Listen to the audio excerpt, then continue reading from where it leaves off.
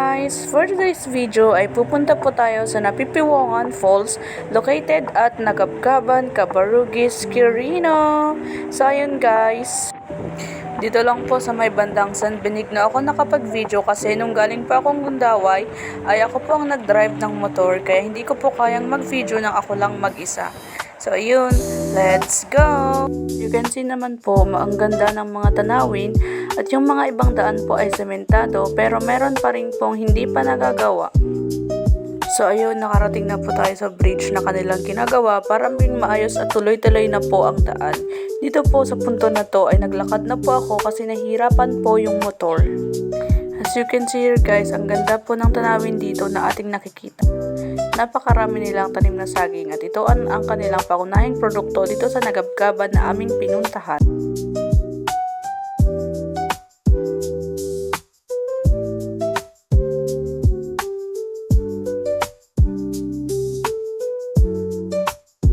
As you can see guys, ganito po kahirap ang daan kaya hindi na po ako nakapag-video ng maayos. Syempre, safety first po tayo. Hindi ko na rin na-videohan ang entrance. Sa unang bungad po ay makikita po natin ang tarpaulin. Pagkarating po namin na ito po ang view, diba ang ganda? Shout out po kay Kuya!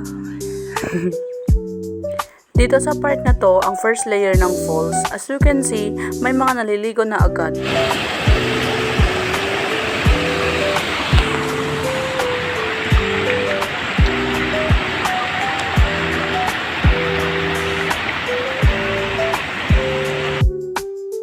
So ayun guys, nag-rent pala kami ng kubo, kaya dito kami sa likod ng kubo nag-ihaw ng hotdog. So ayun, nahulog pa kaya pinulot ko.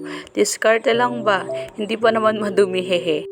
So ayun guys, nung luto na ang hotdog, wala pala kaming dalang kutsara o tinidor man lang. Kaya ayun, walang arte-arte, tinusok ko na lang ng stick ba, hehe.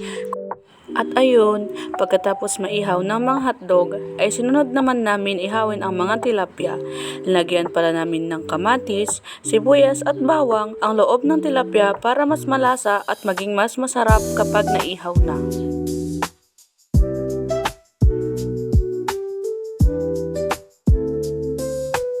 Pagkatapos naman ay pumunta muna ako sa may falls para mag-video at magpalamig ng ulo, hehe. As you can see guys, napakaganda, napakalamig at napakalinaw ng tubig.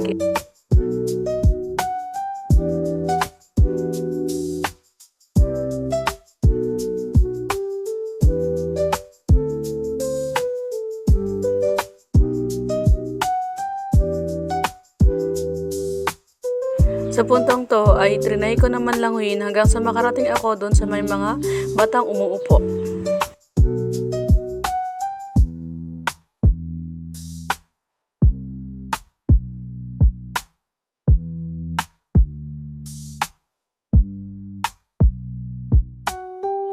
At ayun, pagkarating ay bumalik din lang agad ako kasi napakalamig ng tubig at napaka-presko ng hangin.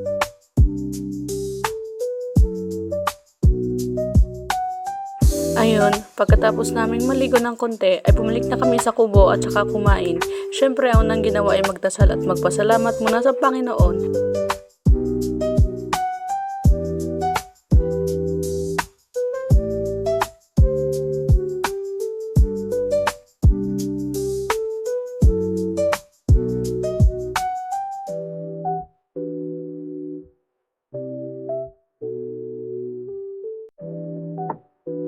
So yun guys, kain po tayo.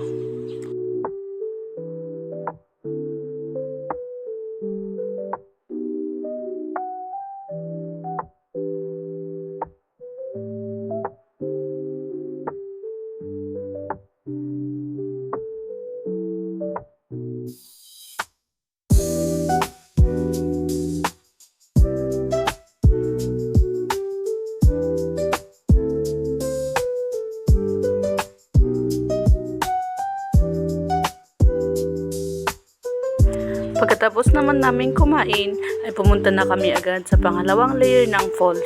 Dito po is medyo mahirap na yung daanan, kaya kung kayo po ang pupunta ay dapat po ingat po kayo palagi para iwas po ang aksidente kasi madulas po talaga ang sa may mga bato.